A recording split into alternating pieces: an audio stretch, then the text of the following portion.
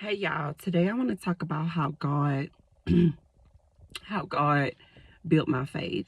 Now, if you having trouble with having faith or maintaining your faith and stuff like that, I want to tell you how God built my faith. Maybe that'll help you out. Um so of course having faith is believing in something that you haven't seen yet. Believing God for something that you haven't seen yet, but you've prayed for. You know what I'm saying? So you can believe on your own, and then there's times where God will build your faith. And I ain't gonna lie, it's a scary situation. It is a real scary situation when God builds your faith. Now, if you want to follow God and if you love God, like, it's something that you're gonna have to go through. Like, it's inevitable. Like, when he built my faith, like, I was already believing, like, on a Christian level. um I would even say, like, on a basic level, like, I was believing God for stuff. And sometimes I probably would have like a sprinkle of doubt and stuff like that. And then there were times where I would just full blown believe, because God had been showing me his hand. Like, he had been showing me that he's a God of justice, like that he's Jehovah Jireh, which is my provider, that he's Jehovah Rapha, which is my healer. So it was times that he showed me his hand. And really, in all the situations when God is about to build your faith or is building your faith, you're going to be in horrible situations. Like, people like to preach about God or talk about God as if their life is on top, and that it's like, it's easy, just believe, and it's not that easy. Truth be told, it's not that easy. Walking with God is a hard road for the righteous, and it's going to be even harder for the unrighteous. So I suggest that you fall in line. But asking God for faith, which that's the only thing that pleases God, we're unworthy already. So without faith, it is impossible to please God. You know what I'm saying? So you need faith. That means that you're going to have to go through troubles, sorrows, heartbreaks, betrayals, lack. Sometimes, sometimes it's going to be like you desolate or in a desert. You know what I'm saying? Like a dry place. You know what I'm saying? Because he wants to show his power. You know what I'm saying? So anytime that you're in a sticky situation, you will believe on him, because all your other troubles he came through. Now, I already told God that I don't suggest going through these things for me to have faith, but hey, I'm not the boss. You know what I'm saying? He's the boss. He's the King of Kings, and he's the Lord of Lords. But we all would rather not go through the hell for God to show himself. But God wants to show off his power. God wants you to know how powerful that he is over your circumstances. And sometimes he gonna come right at the very end. Like, when you think all hope is lost, he ain't coming through, this ain't gonna work. That's what I'm saying. Like, how God built my faith as well. Because, like, I have a different level of faith now in 2025. Like I was saying before, like, at first my faith was basic. Like, I was believing God. You know what I'm saying? He was coming through.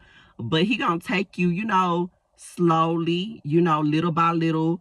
And, like, your situations are gonna get more and more difficult, basically, for him to show himself strong and stronger and stronger, and that he's faithful and stuff like that. And like I said, with my faith changing, my faith done went to another level this year, is because I've been in situations to where I was supposed to throw in the towel. Like, real life throw in the towel. Like, it's over, close the doors, close the curtains, cut off the lights. You know what I'm saying? And I'm not gonna say my situation, but babe, my back was up against the wall. All the forces of evil had came up against me, and I didn't know what I had done, but I know, I know now that a part of it was witchcraft and demons. You know what I'm saying? I never thought I was gonna have to go through that, but I did. And let me tell you something. Whatever spell or ritual in the hell they did, and whatever principalities these was, they was coming at me like none other. Like, I'd never seen nothing like this a day before in my life. But then again, I had crossed over to my promised land. So in the Bible, the Israelites had to fight the giants that was in their promised land. And David had to fight Goliath and a whole lot of armies before he even became king. So don't think that the fight is unusual, because it's not. The fight is not unusual. The fight is, the opposition is, I know it's cliche, you hear it a lot, but the opposition is when you about to come to another level. Now, let me tell you something. Just like David said, it was good that I was afflicted, that I may know your ways and your statutes. You know what I'm saying? Like, he's saying that because when you go through stuff and your spirit is afflicted and you going through hard situations, when the next situation comes, you will be prepared. And in this world, God has to do it like that, because although he will always be with us and protect us, it's stuff that we do still have to fight against before we get to the other side, which is heaven. You know what I'm saying? So you need thick skin. You need to go through trials and tribulations, as horrible as they are, because one day you'll get to where you have thick skin and a backbone is steel, to where whatever comes against you, you're going to know your God, you're going to know who you are, you're going to know your worth, you're going to know your purpose, and you're going to be unstoppable.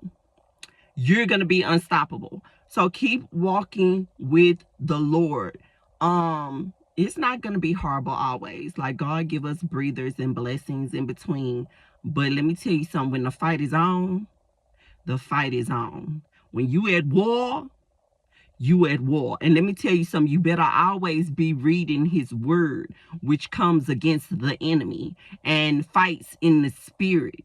You know what I'm saying? Reading his word, prayer, fasting, worshiping, things of that nature. But let me tell you something. My back, I'm telling you, was against the wall. Like I said, close the doors, close the curtains. My back was up against the wall. And anybody else that I know, I don't know about you personally, but anybody else that I know would have threw in the towel. And I would have too. Don't get me wrong. But what happened was, God had put me in a place to where I couldn't go back to my hometown. And I didn't have nothing to go back to in my hometown. Like, I had left my hometown, and me going back, I wouldn't have cared about going back and looking like a fool, but I had been gone so long that if I went back, like, I wouldn't have been accepted anyway. Like, if I would have went back for help, they would have been like, no, like, you haven't been around in up in such and such years. You know what I'm saying? So, like, I couldn't go back. Like, it wasn't the fact about looking like a fool. It was the fact, like, I had been gone so long, having my faith in God and this and that. Like, you know, when you ain't talked to people in a while, they be like, that'll be enough for me. You need help now? You ain't talked to me, and da-da-da-da-da-da-da. Most people are like that. Whether you following God or not, like, if you ain't talking to them or whatever the case may be, and you try to come back, like, that's a no-go. So I didn't even check to see if I could go back. Like, God has me in my new place, my promised land. And like I said, I couldn't go back if I wanted to. And even if I could go back, like, if somebody would have accepted me, I didn't ask. And I had a great fear of the Lord as well. Like, like God had kept reminding me, like if I went back, I would turn into like Lot's wife, a pillar of salt. You know what I'm saying? And so I fear God more than anything. So I went forward. But my thing is like when God took my faith to the next level this year, my back was up against the wall. Like I could have went back and just gave up on my purpose, backslid or whatever the case may be. But like I really done came too far with God to do that. Like I really done came too far to do that. And it's just that's not even the last thing I wanted to do. Like that's something I don't want to do ever. So I wanted to go back. I realized I had been gone from my hometown too long. I had no choice but to go forward. I did not know how to go forward. My back was up against the wall. I had nothing but God. Like I'm not gonna lie, I reached out for help to like one or two people that was like close to me, that that was just real close to me, and they let me down. They didn't come through, and I was devastated. I'm not gonna lie, I was devastated. And God showed up in just the nick of time. Like I was facing homelessness. I was like what my enemies had did, I thought that they were gonna get the victory basically. Because they was coming up against me, trying to take the roof over my head, trying to take my home. You know what I'm saying? And I was like, God, like this is where you told me to go. You know what's going on? And I thought they had the victory. And all I